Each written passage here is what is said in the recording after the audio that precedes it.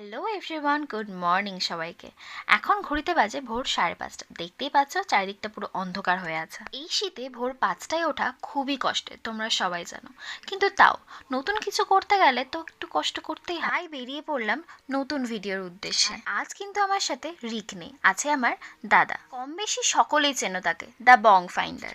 আজ আমি দাঁড়িয়ে আছি কাটোয়াতে, কাটোয়া স্টেশনে। এখান থেকে একটা জায়গাতে যাচ্ছি, সেটা কোথায় যাচ্ছি তোমরা একটু পরেই বুঝতে পারবে, জানতে পারবে, দেখতে পারবে। এই হলো সেই কাটোয়া জংশন। দাঁড়িয়ে আছি 7 নম্বর প্ল্যাটফর্ম। কাটোয়া স্টেশনের 7 নম্বর প্ল্যাটফর্ম থেকে বেরিয়ে বাসে উঠে দেখি বাপ রে বাপ, কি ভিড়! বসার সিট না পেয়ে দাঁড়িয়ে দাঁড়িয়ে চললাম কেতুগ্রামের উদ্দেশ্যে।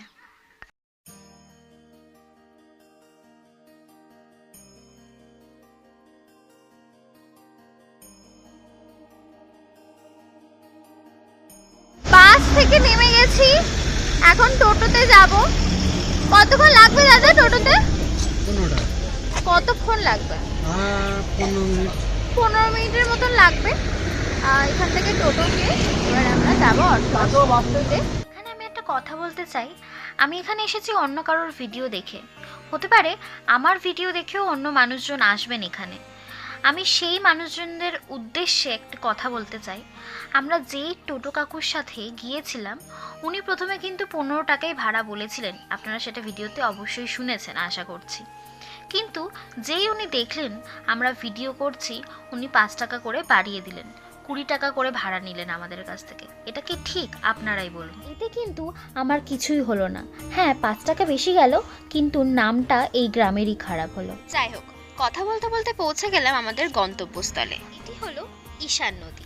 নদীর জল খুব একটা বেশি নেই যদিও, আর এই নদীর ওপরেই এই ব্রিজটা দিয়ে সোজা গেলেই আমাদের ভোলে বাবাকে দেখতে পাচ্ছি আমরা। মহাদেব সতীকে কাঁধে নিয়ে আছেন, সত্যি অসাধারণ দৃশ্য।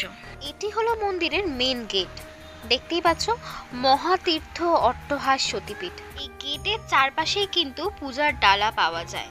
মন্দিরের ভিতরে কিন্তু আর ডালা পাওয়া যাবে না, তাই যারা পুজো দিতে যাবেন গেটের বাইরের দোকানগুলো থেকে ডালা আপনাদের নিয়ে নিতে হবে। এখানে পুজোর ডালা 51 টাকা থেকে শুরু হচ্ছে, চাইলে এর বেশি দামের ডালাও আপনারা এখানে পেয়ে যাবেন। ভিতরে প্রবেশ মাত্রই দেখলাম বাপরে বাপ, এ তো বিশাল বড় এলাকা আর খুব শান্ত পরিবেশ।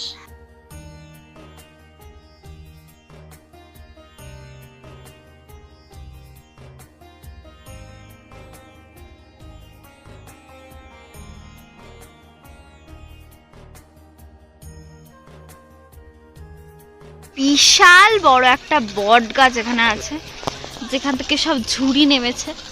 আর তার পাশেই আছে অতিথি নিবাস। এখানে আপনারা স্টে করতে পারবেন, থাকতে পারবেন। এখানে অ্যাম্বুলেন্সের ব্যবস্থা আছে, দেখতেই পাচ্ছেন।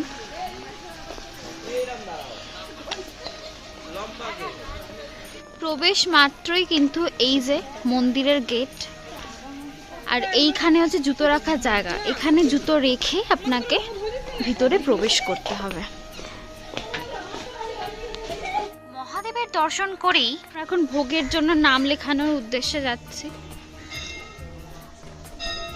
সত্যি ভিতরে প্রবেশ মাত্রই মনটা যেন একেবারে শান্ত হয়ে গেল। আচ্ছা, আপনারা যারা এই মন্দিরে এসে ভোগ খেতে চান, তাহলে কিন্তু আপনাদের সকাল 10টার মধ্যে এখানে নাম লেখাতে হবে এবং 50 টাকা করে কুপন কাটতে হবে ভোগের জন্য। স্ক্রিনে আমি নাম্বারটা দিয়ে দিলাম।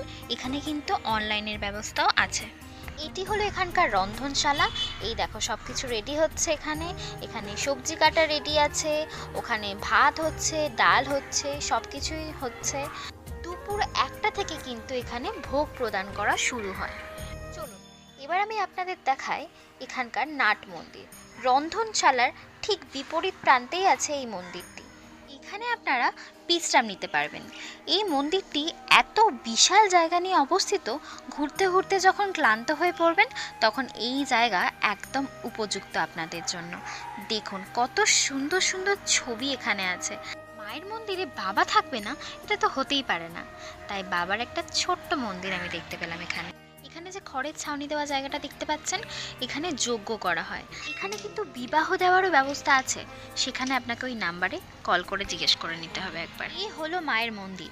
পুরাণ মতে দেবী সতীর অধর অর্থাৎ ঠোঁটের অংশ এখানে পতিত হয়েছিল। অট্টহাস মানে প্রবল হাসি, সেই শব্দ থেকেই এই সতীপীঠের নাম হয় অট্টহাস সতী। এখানে দেবী পূজিত হন মা ভৈরবী রূপে।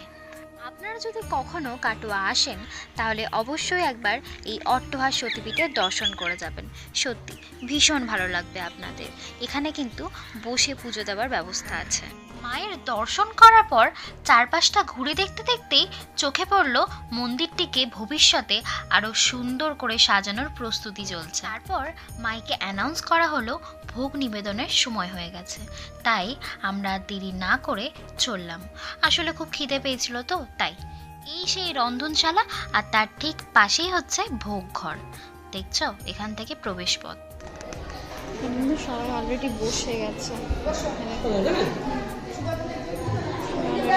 অনেক বড়, দেখুন ঘরটা অনেকটা বড়, অনেকটা বড় জায়গা, অনেকটা বড় জায়গা। দেখুন খালি পেটে এসেছি। বসে পড়া মাত্রই আমাদের কাছে চলে এসেছিল খাবার প্লেট, আর এরপরে আমরা পাবো এখানে মায়ের ভোগ। প্রথমে আমরা পেয়ে গেলাম খিচুড়ি, তারপরে ভাত, ডাল, একটা পাঁচমিশুলির চচ্চড়ি, আর তার সাথে ফুলকপির একটা তরকারি। সবটা ভিডিওতে নিতে পারিনি, কিন্তু সত্যি খাবারগুলো অসাধারণ ছিল। আর শেষ পাতে টক আর পায়েস, উফ, জাস্ট জমে গিয়েছিল, পেটে আর জায়গায় ছিল না। মন্দিরে প্রবেশ করলাম, মায়ের দর্শন করলাম, তারপরে ভোগ খেলাম। এবারে আমি আপনাদেরকে পুরো মন্দিরটা ঘুরিয়ে রাখবো, কারণ মন্দিরের আশেপাশে আরো অনেক জায়গা আছে, সুন্দর সুন্দর, ভীষণ সুন্দর জায়গা আছে। চলুন দেখাই। এই দেখুন মন্দিরের পাশে কত সুন্দর গাঁদা ফুলের চাষ হয়েছে। এখানে যে ঘাটটা আছে না, এখানে যেই মাছগুলো থাকে তাদেরকে বিস্কিট দিলে নাকি সেই মাছগুলো খায়। তো আমি তো ব্যাগে করে বিস্কিট এনেছি ওদেরকে খাওয়াবো। চলুন দেখাই আপনাদেরকে। আচ্ছা, এখানে কিন্তু মাছেরা বিস্কিট খায়। হ্যাঁ, ঠিকই শুনছো। এই যে এখানে বিশাল বিশাল বড় বড় মাছ আছে, তারাই বিস্কিট দিলে মানে নিজে থেকেই ওরা খেয়ে নেয়। এই দেখো কেমন খাবে, দেখো শুধু। না না, অল্প অল্প দিতে হবে, যে আসছে, ওই তো আসছে, ওই তো আসছে। ওই দেখো, এক নিমিষে বিস্কিট শেষ। দেখো ওই বিস্কিটগুলো কেমন খাবে এরা।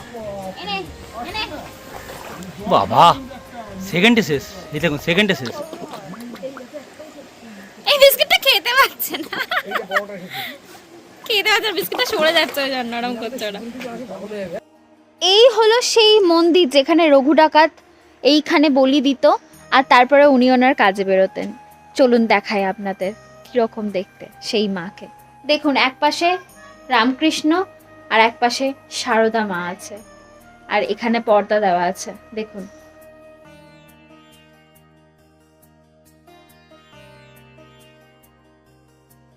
তবে একটা কথা আমি বলতে পারি, সব জায়গায় সব মন্দিরে তো বিশাল বিশাল আমরা লাইন দিয়ে পুজো দিই, কিন্তু এখানে আপনি আপনার মতো, আপনার মনের মতন আপনি বসে পুজো দিতে পারবেন। তাই আপনি যদি একটা দিনের জন্য একটু শান্তি পান তাহলে এখানে আসুন, ভীষণ ভালো লাগবে আপনাদের।